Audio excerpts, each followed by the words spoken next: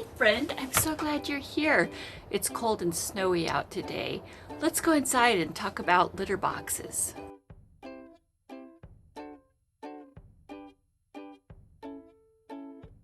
Well, we've sent Quinn and Calico and Kitty outside to live in their outside hutch, but I was thinking about how much we learned while we were using a litter box. When we got our bunnies, we knew that they would eventually be living outside. We have a hutch all set up for them that has a little play yard, and we have big plans about expanding that so that they can live their best bunny life. But we did decide that we wanted the bunnies to live inside for a little while, just so that they get really friendly with humans and they'll be easier for us to manage. So we decided to buy a little cage, and Jill was going to handle that. So the bunnies did live in her room for quite a while, and during that process we learned some things about how to keep bunny cages clean. We were working with Quinn and Calico and Kitty on litter box training. I think we learned a few things, and so I'd like to share those with you. First off, I want to say that house bunnies are amazing, and I had a house bunny when I was growing up, and I've always wanted a house bunny, but as I learned more about bunny behavior, I came to believe that bunnies might be happier living outside. So whether your bunny is living inside and living their full bunny life, or living outside in a hutch with lots of room to run and fresh food to eat, either one of those are great options. Let me just cover some basic bunny care items that we learned when we first got our bunnies. We bought a nice cage from the pet store, and we had many different bedding options to choose from. The first thing we chose was this type of product. This is a recycled paper product, and the one that we purchased said that it was good for the environment and it was recycled, and we thought, well, that was a great idea. Unfortunately, paper is not the best bedding for rabbits, or probably many different animals. It did not absorb the urine the way we wanted it to. It got dirty very quickly. It was more expensive than, say, pine shavings or other options. So we quickly, as soon as that was gone, which was like within a week, and we only had one bunny at the time, we got pine shavings because that was a standard. That's what we knew most people use. Again, we weren't thrilled with that option. It got dirty very quickly. And at this time, we didn't have a litter box for Quinn. So Quinn was kind of pooping and peeing wherever he wanted, sometimes in the cage, sometimes out of the cage in the room. Mostly he would keep his pee in the cage, and he would hop in there to pee on the pine shavings and then hop out and move around the room. And we fed him outside of the cage. That did not work for us. The bedding was getting very dirty and smelly, and Quinn was getting urine on his feet, which he then would track onto Jill's bed or around the room, and we didn't like that. So we did some research, and we found that what Quinn needed was a really good litter box. So we purchased a litter box that was most recommended on Amazon, and we found that rabbit owners, especially house bunny owners, really liked. And we filled it with the bedding, and we had bedding in the bottom of the cage. That also was not a good answer for us.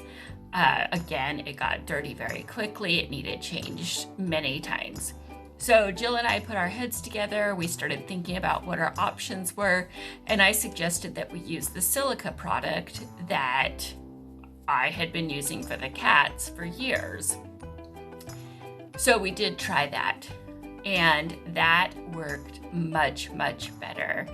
It worked exactly the way that it works with cat urine, in that it absorbed the smell, so it didn't smell. We could scoop out the poops and leave it if we wanted to.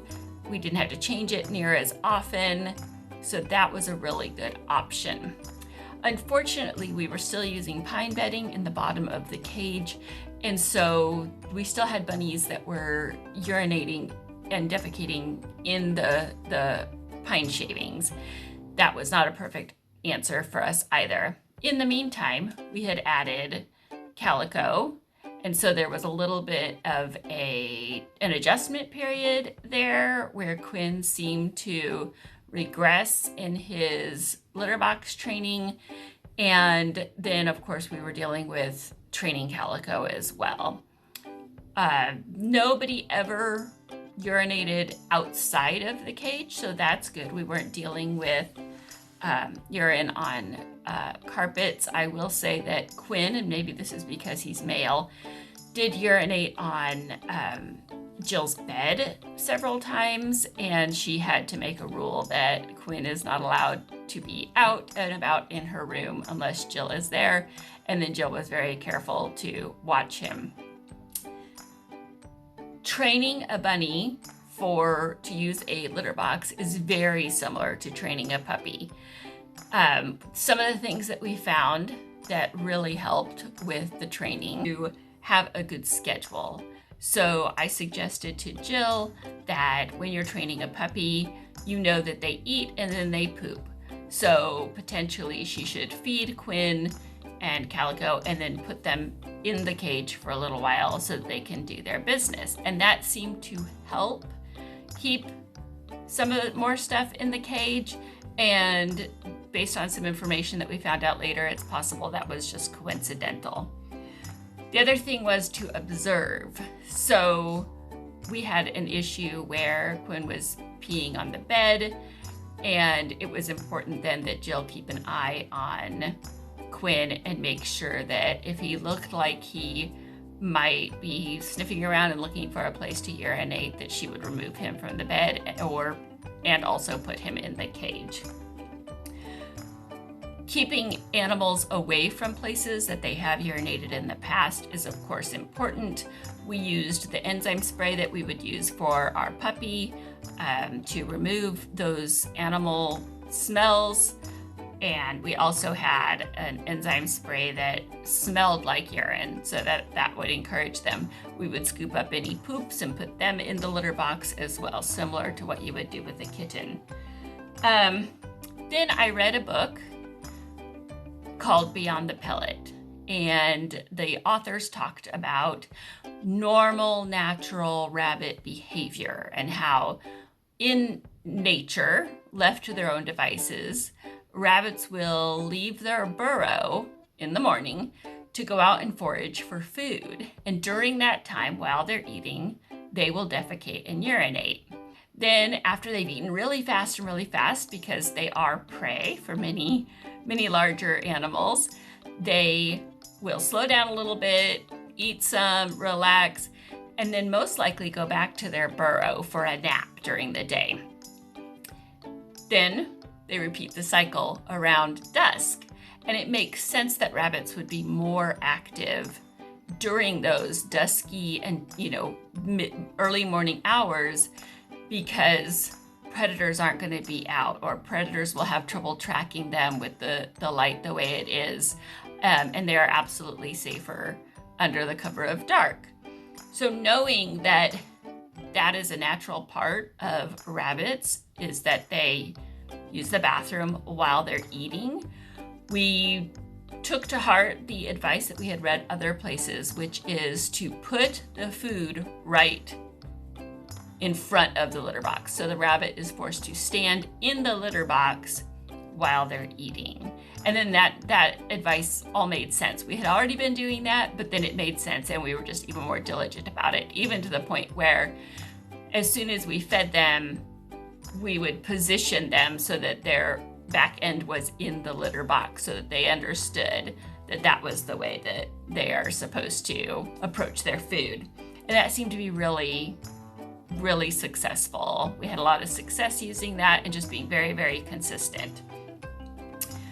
Let's talk about different types of litter. As I mentioned, we use the paper just in the bottom of the bed, the cage, and that wasn't successful. And then we started using that silica litter, and that worked really well. We would fill up the litter box about halfway with the silica, and it would catch all the urine, it didn't smell, and it caught the poops. When I went to order the silica last time, they didn't have it. It wasn't in stock. So instead I got this clay, and it's actually kitty litter. And we used that.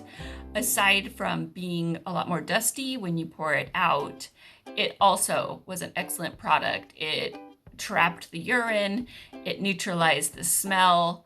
The poops were on top. You could scoop them out if you wanted to use them in your garden.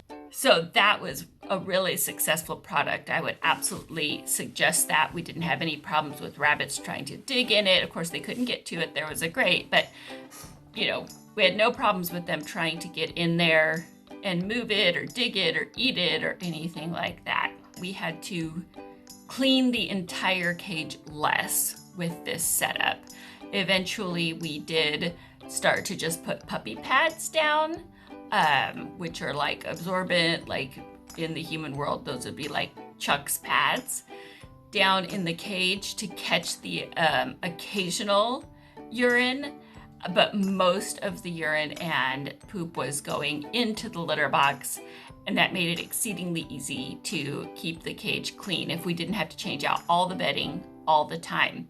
We would pull the litter box out, clean that out, and pull the puppy pads out, put new puppy pads, put the litter box with new litter, and it was much easier to clean. I think for me, the biggest surprise about keeping bunnies inside was how active they are, and how cute they are, but also they just poop voluminous amounts.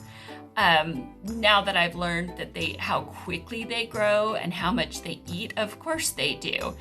Bunnies metabolize very quickly and eat lots of food, and so anything that goes in must come out. That works out great for us that have gardens.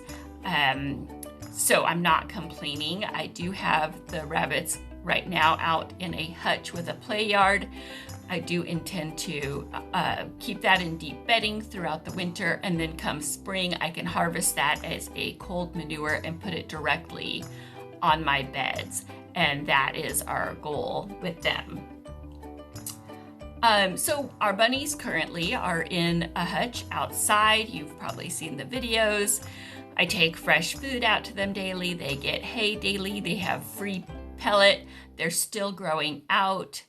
They are not of breeding age yet. That is our goal for them, is to breed them. And I will be building another play area for them.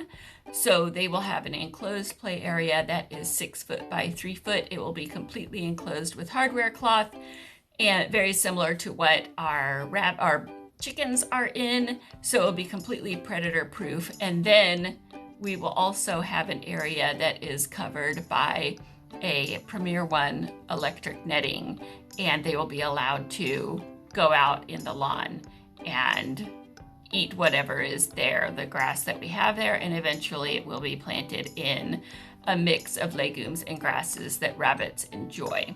Is that rabbits don't necessarily love to dig. It's not the act of digging that they enjoy, but the act of burrowing.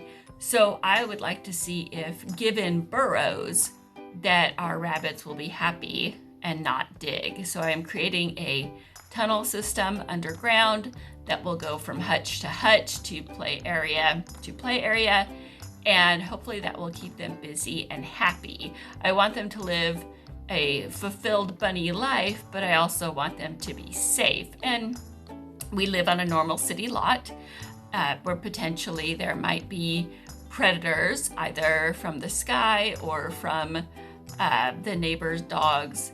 And I want to make sure that they are also kept safe, because that's my job as their owner. If I can't keep my animals safe and healthy, then I shouldn't have them. And if you have any questions, of course, you can leave those in the comments. And I hope you continue to follow us so you can see what we have coming in the future. I have another hutch I'm getting ready to put up that Quinn needs to go into until the girls are a little bit older to start breeding. And I've got a new friend coming for him. And so we'll be setting up their bachelor pad in the next few days. And I hope you join us. If you like what you see, subscribe. And here's a playlist about rabbits. And we'll see you next time. Thanks. Bye.